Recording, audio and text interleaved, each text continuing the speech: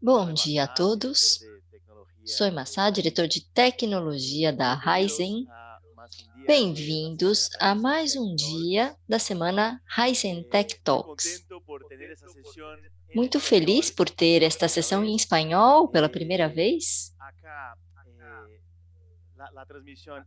Aqui a transmissão é através do Workplace Brasil e Argentina, com interpretação simultânea.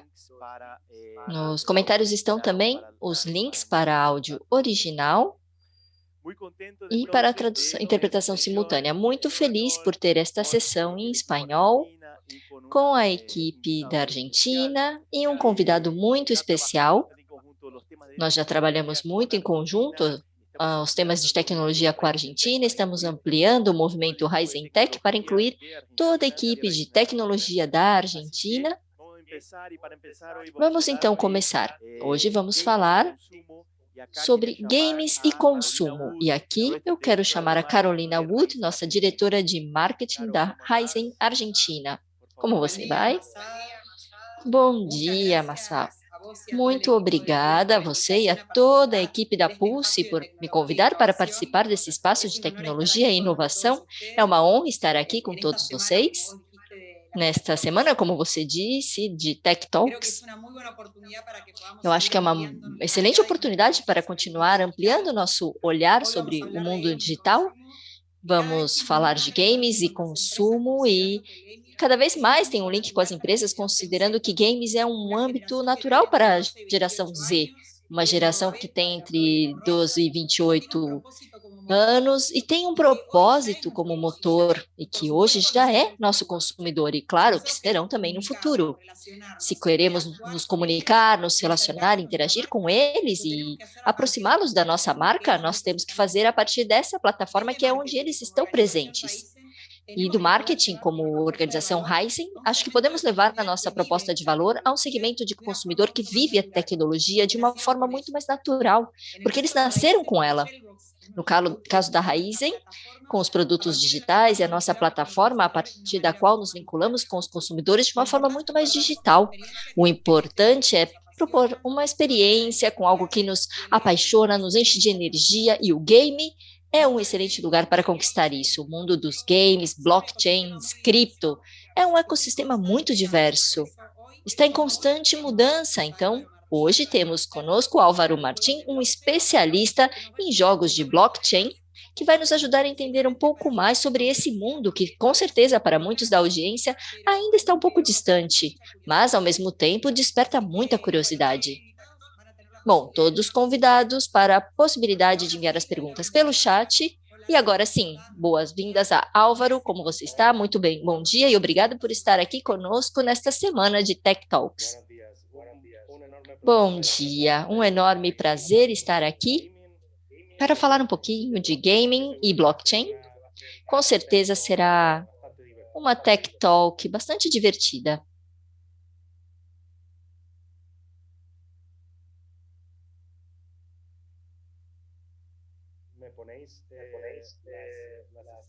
Vocês podem colocar os slides para mim, por favor?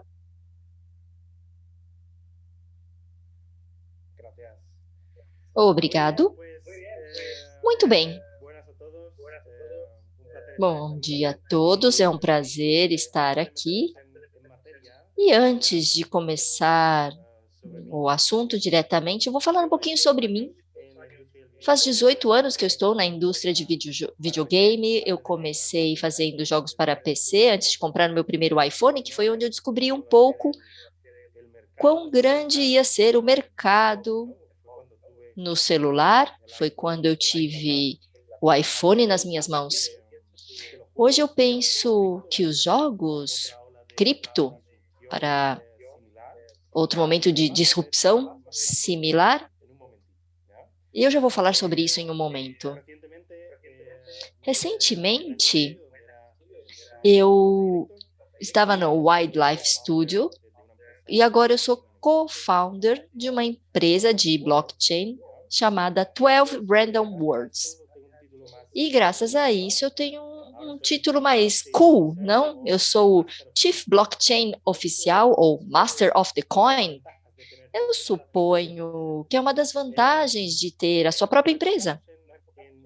Nós focamos em fazer jogos AAA para PC, celulares. Acho que há uma boa brecha de mercado para os jogos na indústria atual de blockchain e estamos nos dedicando nesse sentido. Bom, vamos então falar um pouco sobre o assunto. Eu vou explicar blockchain de uma forma bem leve, não vai ser algo super técnico, está bem? O que é blockchain? Para entender os jogos de cripto, precisamos entender primeiro o que é blockchain e por que é tão importante. Na crise de 2008, 2009, aparece a Bitcoin como uma solução para essa barbaridade, onde políticos e Banco Central inventam loucuras com as moedas euro e outras moedas. Basicamente, Satoshi Nakamoto desenha uma espécie de moeda de forma digital para que as transações possam funcionar entre as pessoas. Se usa um consenso. Isso simplesmente significa que muitíssimas máquinas se garante que a transação entre as pessoas são processadas e validadas da mesma forma e é super seguro e descentralizado. Para poder fazer jogos na blockchain, isso é algo genial. Depois, bom, hoje não precisamos, temos jogos que não estão mais em blockchain. Para mim é um pouco como dizer que faz alguns anos os jogos não precisavam da internet para que fossem divertidos ou ter um produto bom no mercado. As possibilidades que a blockchain abriu para os usuários é incrível. E é disso que vamos falar dentro dessa apresentação. Pense na quantidade de jogos que vocês jogaram durante todos esses anos, gastando dinheiro e sem ganhar nada. Tudo que vocês ganharam ia para as empresas desenvolvedoras e permitiam funcionalidades simples. Bom, hoje eu quero comprar algo de forma permanente, um terreno no Worldcraft ou qualquer outro jogo. Ou ter uma arma única que depois eu poderia vender sem problemas. Então, blockchain, o que ela oferece aos jogadores são certificados das compras, são denominados digital. E depois de algum tempo, de alguns anos, você tem a liberdade de vender tudo aquilo que você investiu para outros jogadores novos. E isso é feito através dos contratos, que são basicamente uma base de dados de código-fonte aberto com funcionalidade. E isso faz com que as interações entre os usuários e o jogo sejam totalmente transparentes e descentralizadas. Não há nada escondido ou que a empresa possa fazer por trás escondido, não algo que você não vai saber. E tem permissão para fazer o que você quiser com os teus acessos no jogo. E o que são NFTs? Basicamente é uma palavra de marketing. É um número muito longo que edifica o que você possui. É simplesmente isso. O contrato inteligente assegura que a espada de matar dragões é o número 1 de 5 apenas que existem no jogo. Então, isso está garantido de forma matemática. Por que os tokens da blockchain têm valor? E também os NFTs. Imagine uma blockchain. Aqui vamos falar um pouco de economia, e explicando mais ou menos. Vamos imaginar que uma blockchain tem 27 trilhões de tokens. Não há um limite de tokens ou bitcoins com 21 milhões de tokens máximo e a cada ano 40% entra em circulação. Apenas uma máquina valida todo o pagamento, controle e segurança. Isso é o que nós denominamos na indústria de blockchain Desculpem a expressão, shitcoin. Se vocês não tinham pensado no que eu acabei de escrever, é o dólar, não um token. Então, o dólar parece uma shit, porque tem valor. Bom, é um componente que dá o valor, assim, a sua utilidade. O dólar é aceito no mundo inteiro e todos os usuários acabam aceitando o seu valor. Hoje em dia, as NFTs têm uma utilidade e bastante básica, que é mostrar uma imagem. Provavelmente todos já vimos um CryptoPan vendido por milhões de dólares. Claro, também poderíamos pensar que se eu não acredito que esse cripto, essa imagem vale milhões, por que pensamos que uma Mona Lisa sim vale milhões? Mas é preciso considerar que o usuário de cripto está na internet desde 97, então é muito cedo para considerar um CryptoPan que tenha mais valor que a Mona Lisa, pelo menos para as pessoas da nossa geração. Porém, novas gerações, como a Carolina explicava antes, não a geração Z, não vai ter nem ideia do que é a Mona Lisa, mas vai conhecer um CryptoBank.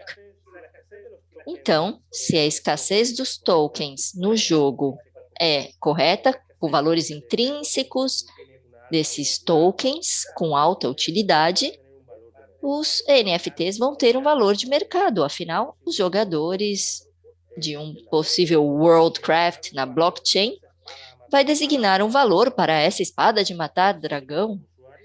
Então, os usuários podem ganhar dinheiro investindo seu tempo no jogo. Bom, mas o que acontece com as empresas?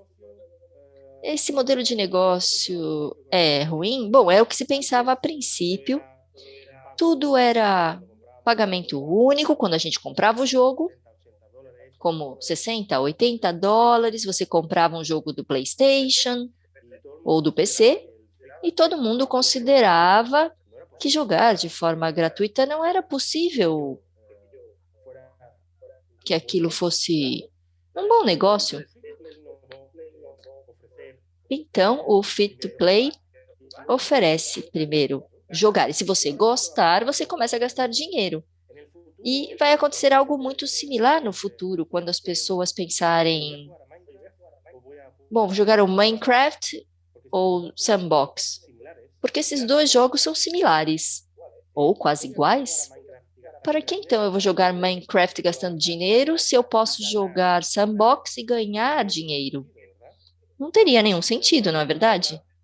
Eu acho que vai haver uma onda em que a indústria vai se mover a outros, deslocar para outro modelo de negócios. E isso nós podemos ver atualmente em vários jogos e plataformas em que as empresas acreditam que a blockchain não ia funcionar, que isso era uma invenção ruim para todos, sim? Bom, muito bem, os dados mostram que a realidade funciona de uma forma diferente. Então, quando a gente está nesse tipo de esquema, a gente aumenta o valor. Então, tem games que são feitos ou jogam com pessoas, claro, e eles realmente utilizam criptomoedas e conseguem ganhar mais dinheiro, claro. Então, isso vai mudar um pouquinho o que a gente tem visto nos últimos anos em relação à percepção de como nós entendemos os gaming play to earn. Ou seja, provavelmente a gente teria aqui um movimento nas cidades e a gente vai jogar para ganhar um valor e possivelmente isso vai ser diferente do que a gente conhece tradicionalmente. Por exemplo, Axie Infinity, eu mostro aqui, muitos de vocês viram que esse foi o primeiro game com blockchain que realmente teve muito sucesso, realmente abriu muito mais portas. Então, Venezuela, Filipinas, Tailândia, a gente viu isso, inclusive estão pagando o valor, né, que eles gastam para uso, então aí eles conseguem ganhar isso. Então a gente consegue ver coisas que são realmente bem interessantes, como pessoas que estão comprando pedaços de terreno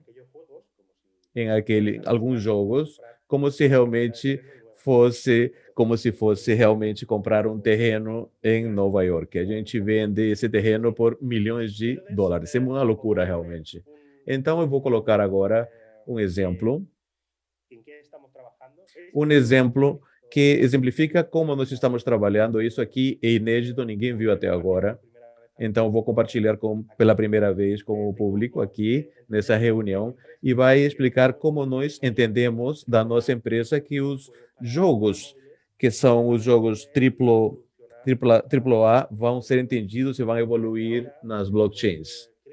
Porque agora os jogos cripto são um pouquinho mais básicos, eu diria, ou seja, seriam basicamente como os primeiros games que a gente viu nos nossos iPhones, Angry Birds, esse tipo de games, enfim, que era bem mais simples, Handicrafts, enfim, são games que, claro, eu sei que são jogos muito bons, mas tecnicamente são mais simples, esses primeiros. Então, depois do vídeo que eu vou mostrar agora, a gente vai ter um espaço para perguntas e respostas para a gente ter o maior tempo possível para responder alguma dúvida que vocês pudessem ter. Muito bem, vamos com o vídeo, por favor. We have reached the coordinates. Commence the search. Received.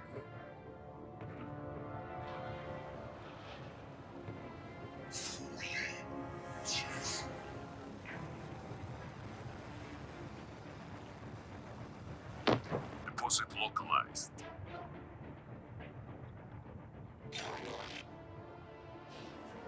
It's crystallized pulsar. Proceed with extraction. Deploying mobile input. Commencing extraction. Alpha 6. You have multiple hostile contacts inbound. Gather your boats and get out of there. Negative, Mother. Our escape route is blocked. Engage.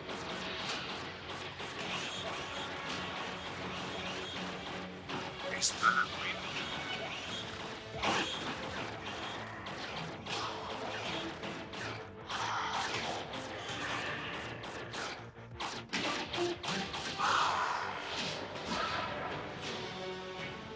What the hell was that? That thing was huge.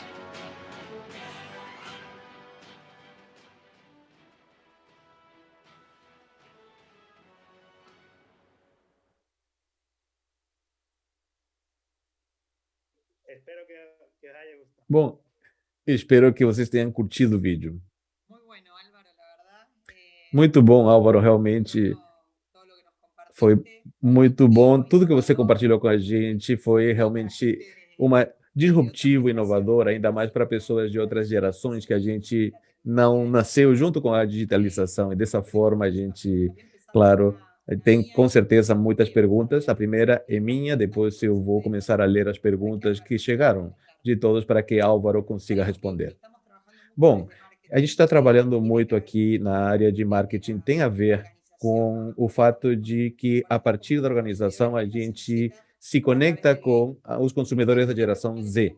E uma pergunta que eu tenho para você, como as empresas, em linhas gerais, estão começando a se envolver em games e como utilizam isso como plataformas, justamente para isso, para se conectar com outros perfis de consumidores?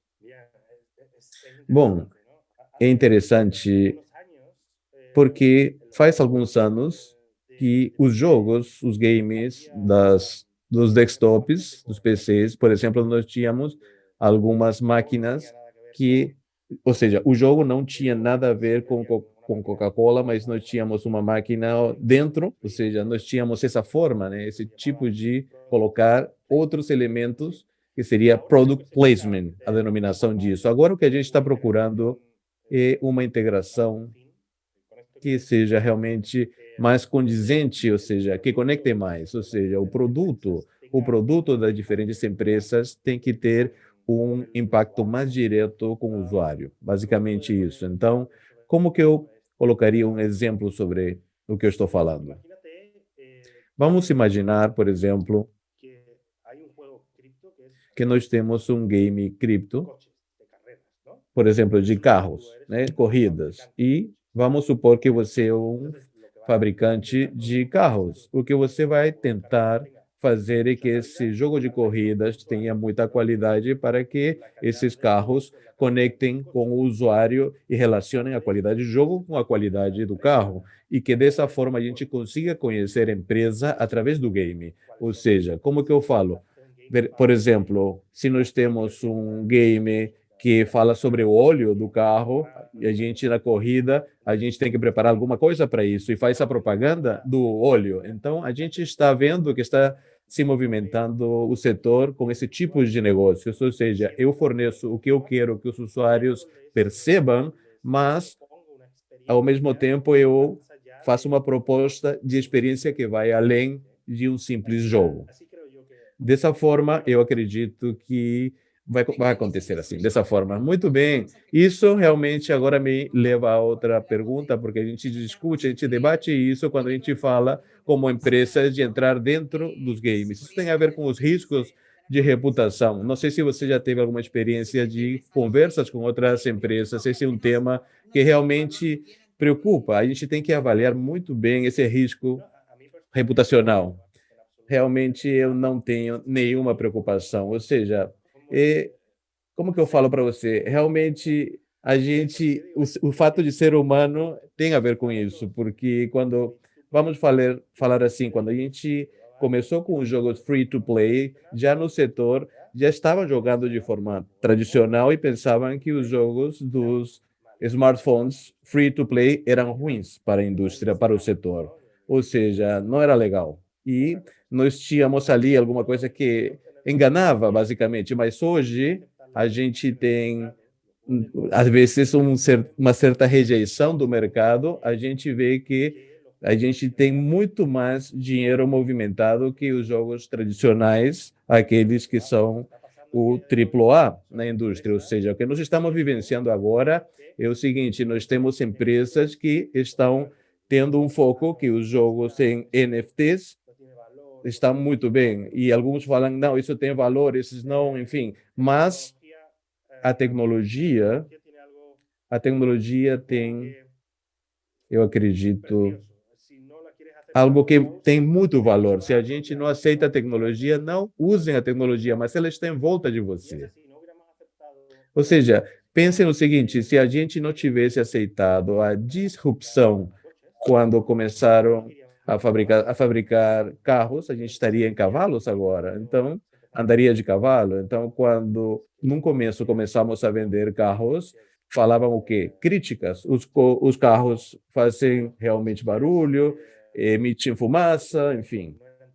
Então, não era muito bonito como um cavalo. E agora está acontecendo a mesma coisa com os carros elétricos, ou seja, todo mundo está criticando os carros elétricos, mas a disrupção da tecnologia vai realmente fazer que a gente evolua. A gente tem que ter uma mente aberta, aceitar as disrupções que o mercado oferece, e, se é possível, a gente já tem que estar preparado para essas disrupções, porque as grandes empresas, que são slow movers, as grandes empresas realmente eles vão um pouquinho mais devagar.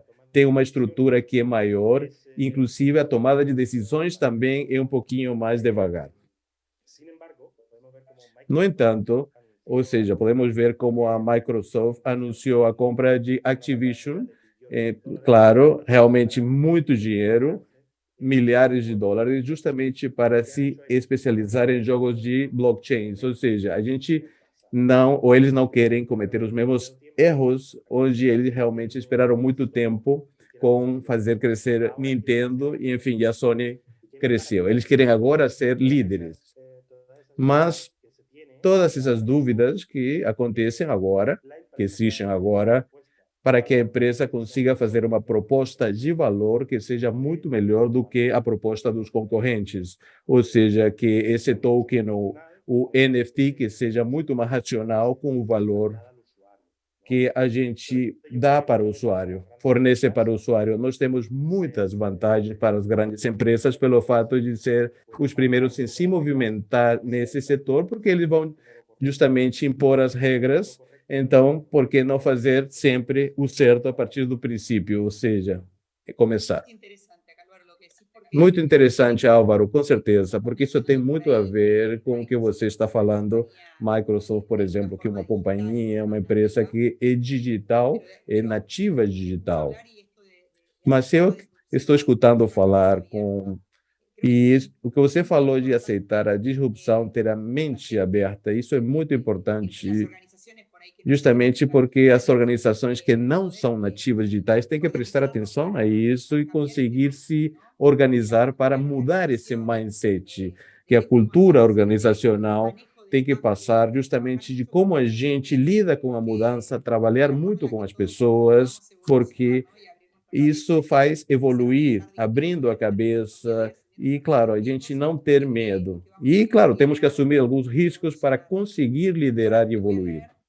Agora eu vou ler, nós temos muitas perguntas aqui que vêm do público. A primeira é do Armando Arruda e da Siqueira Figueiredo. Eu acredito, ele falou o seguinte: é preocupante monetizar o gaming porque isso pode destruir a cultura de jogar por diversão e se tornar uma cultura para jogar por trabalho.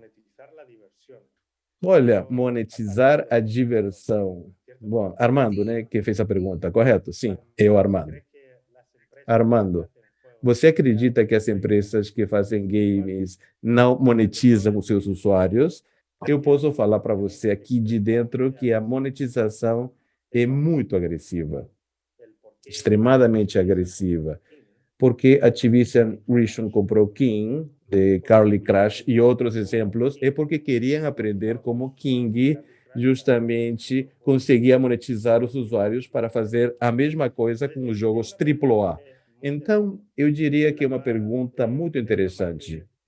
É normal, claro, que Armando e outras pessoas pensem assim, porque não conhecem de dentro qual é a estratégia desse tipo de detalhes que eu estou falando. Mas eu acredito que o que vai acontecer com os games de blockchain é justamente o contrário. Eu vou explicar para você o porquê.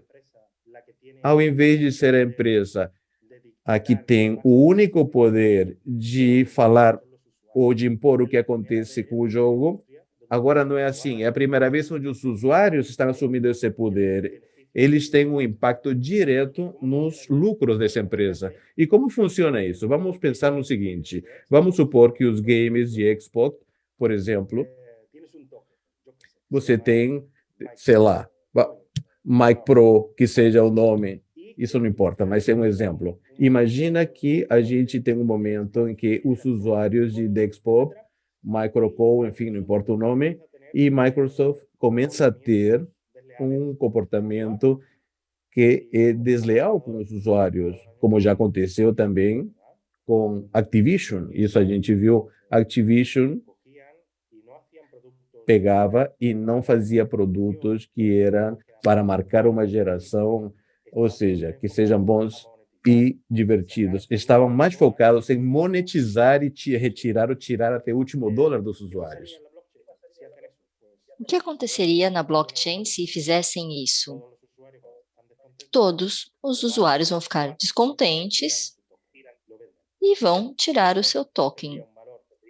O token teria um valor muito depreciado, muito baixo, e a empresa seria forçada a ver ou fazer os jogos de uma forma muito melhor ou entendendo o que os seus usuários querem.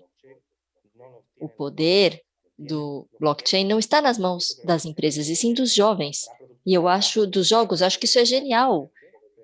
No futuro pode ser que haja produtos um pouco diferentes.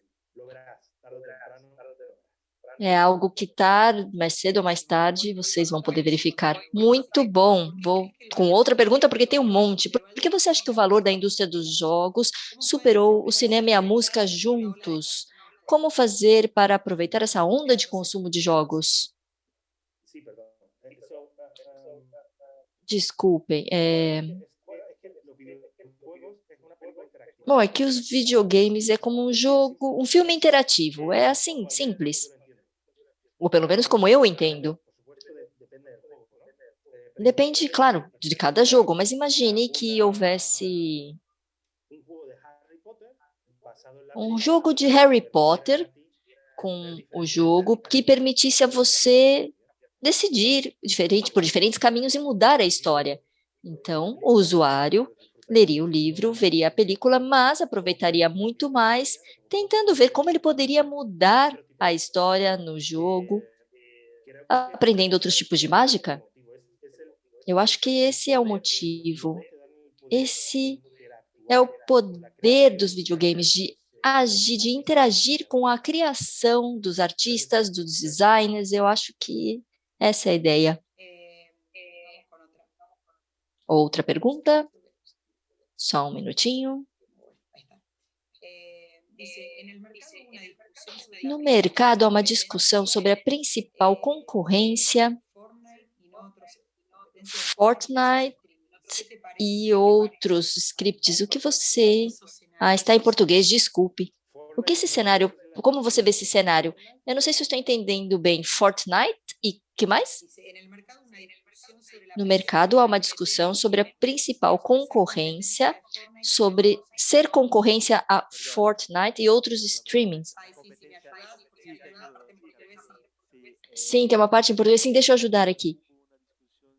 Houve uma discussão sobre a concorrência da Netflix e não serem outros streamings como Netflix, mas sim sendo games como Fortnite que comecem a ocupar a atenção das pessoas. Ficou claro? Sim, sim. Netflix é um caso muito curioso. A Netflix, o seu relacionamento interno de produtos, ele concorre com o seu tempo livre. Então, precisa estar constantemente lançando séries para que você esteja todos os dias no sofá, não? Mudando. Isso é uma das razões pelas quais a Netflix decidiu soltar todos os capítulos de uma série para você ficar aí na frente da televisão. Mas os hábitos da geração Z ou millennials é mais ver outros jogadores do que ver um streaming. E voltamos de novo à questão da interação. Eu acho que isso acontece porque a geração Z e os millennials, de forma geral,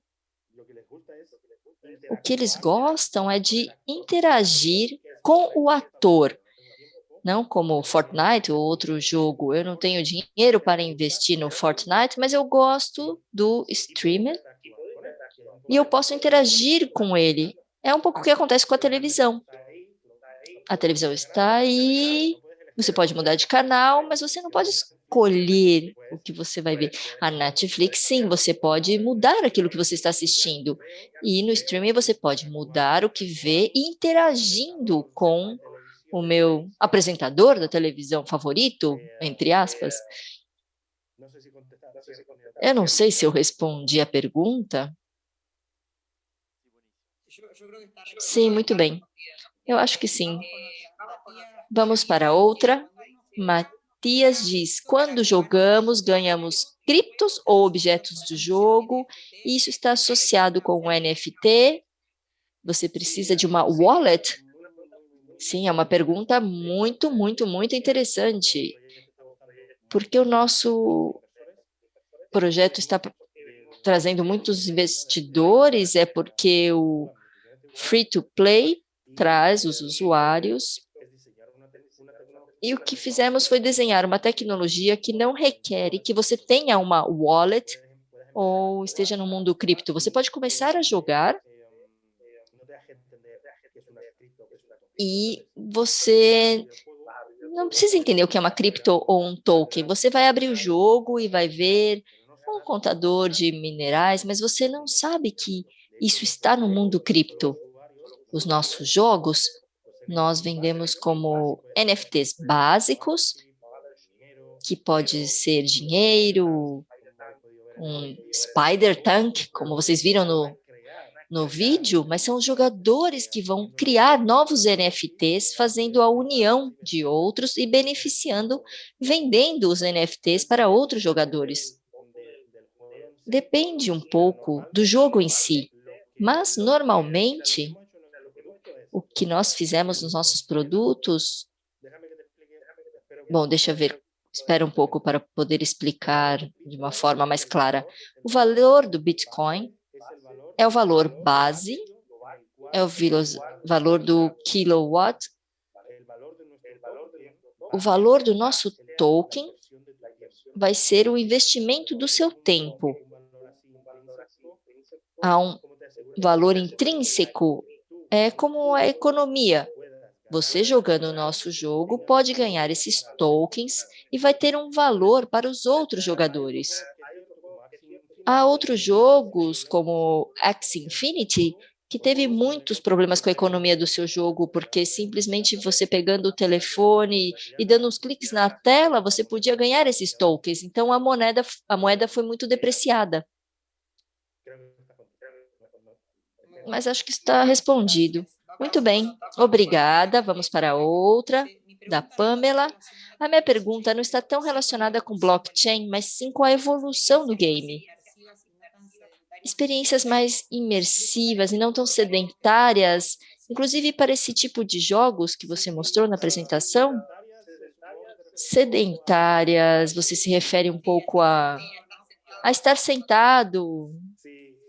Sim. Eu acho que há um jogo que é... Bom, isso está muito longe ainda. Há problemas tecnológicos que precisam ser resolvidos. Uma disrupção nesse sentido foi Pokémon Go, que as pessoas iam pelas ruas, não, inclusive entrando nas lojas, porque aparecia um Pokémon dentro da loja e nem iam comprar nada nessa loja, mas entravam lá. E agora apareceu, é muito curioso isso, apareceu um jogo que se chama Steps algo, eu não consigo lembrar. Ele está tendo muito sucesso. E não sei se é a Adidas ou a Nike que vai tentar comprar os direitos desse jogo. Você tem um NFT, que são uns tênis esportivos.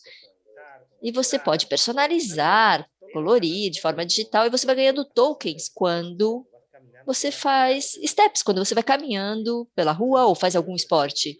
Então é muito curioso, porque é como uma motivação extra. E eu também posso ganhar, bom, como tem valor, eu posso ganhar dinheiro andando ou fazendo esporte. E é algo muito interessante. No futuro, os aplicativos das pessoas fitness podem ganhar tokens e, sei lá, se você emagrece 10 quilos em 6 meses, não sei, você ganha tokens. Eu acho que há oportunidades múltiplas nesse sentido, em que os criadores não vão ter todo o dinheiro que ganhou será dos usuários, mas vai custar mais quando o usuário está envolvido com a própria economia desses produtos. Super interessante. Bom, aqui de Eduardo Martins, para as pessoas que são menos jovens, como eu, nos custa entender às vezes qual é o atrativo que esse público mais gamer encontra para entender e falar no idioma deles. Que sugestão você nos daria para abrir a mente nesse sentido? É complicado, sim. Em várias empresas, por exemplo, Wildlife, ou, não sei, faz com que o pessoal de recursos humanos jogassem os jogos que nós criávamos. E não acho que foi muito bem sucedido. Eu tenho, por exemplo, um filho de 3 anos, 3 aninhos e meio, é muito pequeno ainda para jogar, mas eu acho que se aprende muito com as pessoas que você tem ao redor, e são essas pessoas que te dão o feedback, mas você não entende, ou você não tem tempo, ou você já está muito mais velho, não se emociona tanto com o jogo, mas você pode ver essas reações ao seu redor, não com as pessoas da sua família ou amigos. E eu acho que isso é mais fácil de observar e aprender com eles, mais do que você se forçando a fazer algo que você não gosta, que é jogar. Eu acho que você, não sei, talvez a chave estivesse por aí, não? As emoções despertadas nas pessoas que estão ao seu redor e que são mais jovens. Eu chamaria isso como focus group, não? De observar essas pessoas, as que jogam, as que veem esse atrativo, para que nos contassem, a partir do seu olhar, da sua perspectiva, o que motiva, o que faz com que eles se entretenham com os jogos, os games. Eu acho que é aí que estará o insight, ou o feedback que nós precisamos para nós, como empresa, gerar alguma proposta de valor. Sim. Rafael Santos. E como evitar que os jogos se convertam em lugares que somente ganham, pagam mais dinheiro? Bom, todos os jogos, ou 99% dos jogos, são para ganhar dinheiro. Por que eu estou dizendo isso? Você pode comprar a melhor arma num jogo, e há muito poucos jogos em que o pay to win não esteja presente. Porque no último ano a indústria pensou que são as baleias que têm que pagar pelo resto. Tende-se a pensar que 5%, 3 a 5% mais ou menos, dos jogadores são aqueles que pagam pelo custo, porque são aqueles que gastam muito dinheiro. Então, tem que aparecer mecânicas para aqueles que pagam, para que eles tenham alguma gratificação maior. Como fazer para que isso não aconteça? Bom, há mecânicas dentro do jogo. Nós, quando começamos a vender os terrenos virtuais e tudo, nós tínhamos um parâmetro. Se você gasta muito dinheiro, você vai ter mais terra que os outros, mas os tokens, por exemplo, você vai ter menos tokens em proporção que alguém que gastou muito pouquinho dinheiro.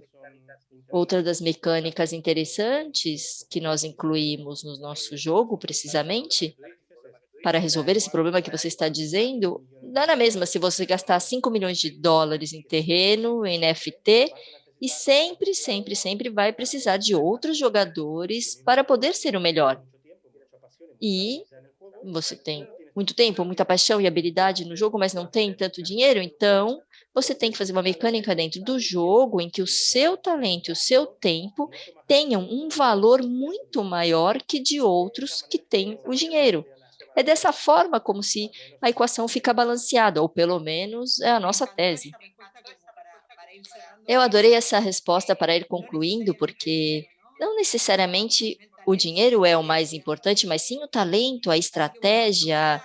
Então, bom, temos uma última pergunta, que é da nossa especialista do futuro, de surpresa. Então, vamos para essa e já vamos concluindo. Muito obrigada. O videogame vai sumir? Será possível jogar no mesmo lugar com uma pessoa que está longe? E acá intento ajudar. A pergunta é: Bom, eu vou tentar ajudar agora. A pergunta é se os games vão sumir, se vai ser possível jogar com uma pessoa que está longe, se o game vai desaparecer. Olha, essa pergunta basicamente não vai ser jogar sozinho, não se trata disso, não é disso. Bom, é muito interessante. Claro, como uma criança, é incrível. As perguntas das crianças, realmente, a mente delas, incrível. Como a gente faz com os jogos para que sejam mais pessoais e tenham mais interação física? Com certeza. Então, a pergunta é muito difícil, com certeza. É realmente uma surpresa essa pergunta para mim, realmente, meu Deus. Então, se vão desaparecer os jogos, se vão sumir? Não, com certeza não. Eu acredito que os jogos vão ser muito melhores. Ainda mais em relação às blockchains, com certeza. Ou seja, isso vai definir, vai ter um poder de decisão. E, com esse poder de decisão, claro, vai ter que prevalecer a interação entre os jogadores, o que vai decidir esse futuro. O que eu quero falar com isso? Ou seja, ao invés de ser a empresa, aquela que orquestra como você vai curtir o jogo, o que vai ter de bom nesse jogo, vão ser os próprios jogadores que vão ter esse poder de decisão São eles que, através dos relacionamentos entre eles, isso vai determinar qual é a história desse jogo. Se vai ser mais físico ou não, o que eu posso falar? Bom, a gente teria que esperar um pouco para realmente ver como a tecnologia vai ter participação nisso, mas eu acredito que, enfim, quando essa criança que ainda é bem menorzinha, né, quando ela crescer, ela vai ter esse tipo de jogos e talvez nós vamos estar, enfim, vamos estar com uma óculos de realidade virtual. Eu não sei, eu acredito que tudo isso, esse futuro vai chegar, esse tipo de jogos mais customizados, claro, para ter mais interação entre os jogadores. Isso é muito importante. Sim, sim. E quantos anos você poderia dar realmente um palpite para isso acontecer? Quanto ano? Oh, que pergunta, realmente fazer essas previsões. Não, um número, fala um número simplesmente para a gente ter uma ideia. Quantos anos? Bom, eu acredito que, na minha opinião, bem pessoal, eu diria nos próximos 5 a 10 anos, os games blockchain vão dominar o mercado, basicamente.